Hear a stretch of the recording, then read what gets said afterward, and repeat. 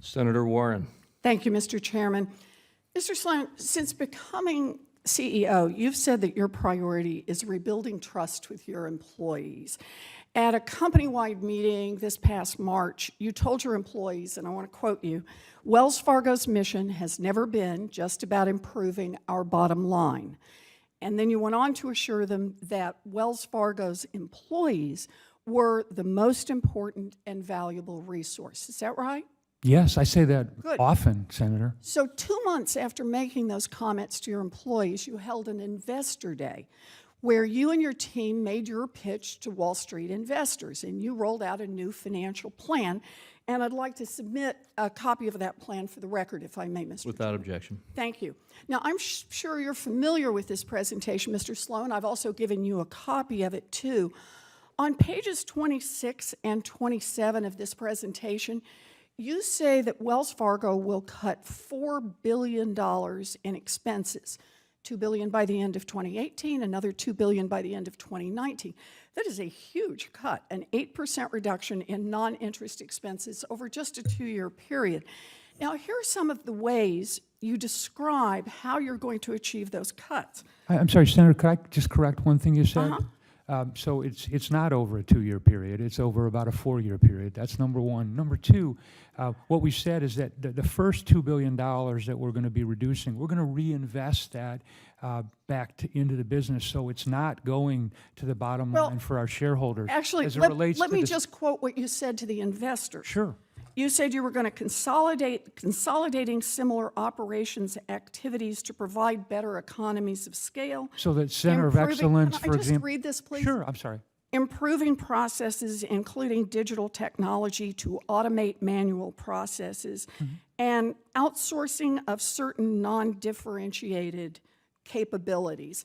Now, that's a lot of corporate buzzwords, but consolidating, automating, and outsourcing sounds an awful lot like firing people. So, Mr. Sloan, given your statements about how much you value your employees, can you tell us today that you will not be firing any employees as part of this $4 billion cut? I cannot. Okay. And the reason It for that sounds- is, Senator, then- we have an obligation No, to that's run all Wells I Fargo. need. That's all I need to know, because when I look at the numbers, it looks like to me you're going to end up firing tens of thousands of employees to be able to make these numbers. Compensation and benefits for employees by far are Wells Fargo's biggest expense. There's about 60% of our total That's right. expenses, and we're proud of that, by the way, because And if in the we assume an 8% cut in those expenses, that means that you would fire more than 20,000 employees in the next few years. And here's the kicker for me, Mr. Sloan.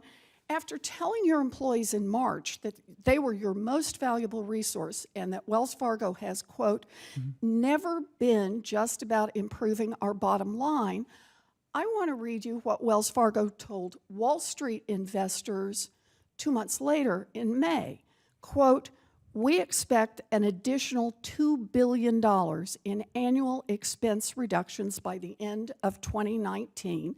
These savings are projected to go to the bottom line." that's correct. That's So what I you're just literally said. telling Wall Street you're going to fire thousands of employees. No, to we bump didn't up say the that. bottom line. Senator, you're using math to then...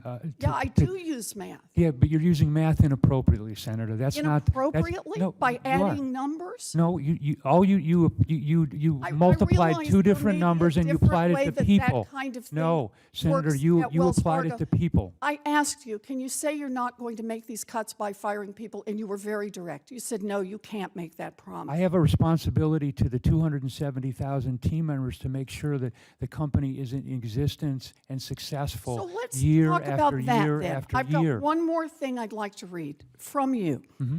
And that is, it's clear that you're going to knock out a lot of employees here, and it gets worse. At the same time you're planning to fire employees, you're promising to spend $11.5 billion in the next year buying back Wells Fargo stock. You've made this public announcement. You have that much extra money. So look, if you stick to your current plan, it's clear that Wells Fargo employees making $30,000 or $40,000 a year are going to get screwed, just like they got screwed in the fake accounts scandal before. It was executives who demanded new accounts be produced at all costs, but it was 5,300 frontline employees who paid for that with their jobs.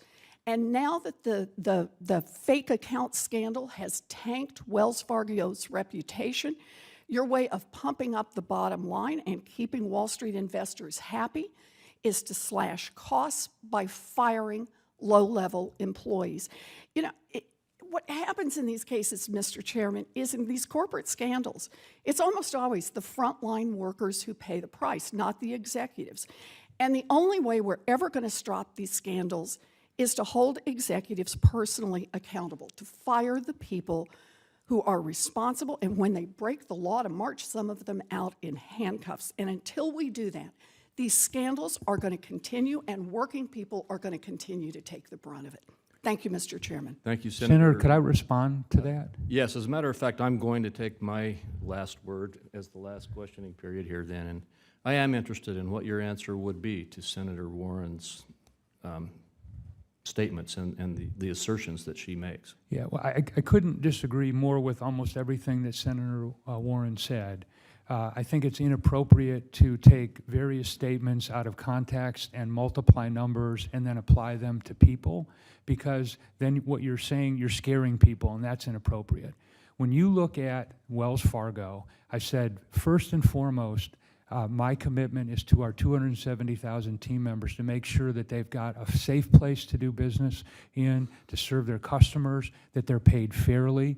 And what those team members are saying to us, even in the midst of the fact that we have said that we need to become a more efficient organization, is they like working at the company because our attrition is down. It's down to its lowest levels in years, and that's because they appreciate the fundamental changes that we've made, many of which, but not all of which, that we've talked about. We care about our team members. That's why I spend a lot of my time going out and seeing them and talking to them and understanding how they're feeling about the company, and we're making changes based upon what they tell us. Every other month, I hold a town hall with 1,000, 2,000, 3,000 team members and ask them, unscripted, to give us suggestions. We've implemented lots of their suggestions. We care about them.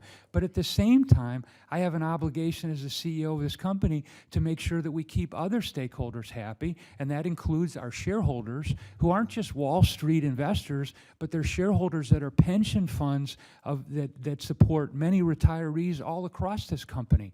401k plans own our stock. We've got an obligation to them. So my job as CEO is to try to balance those appropriately, and I'm working as hard as I can to accomplish that.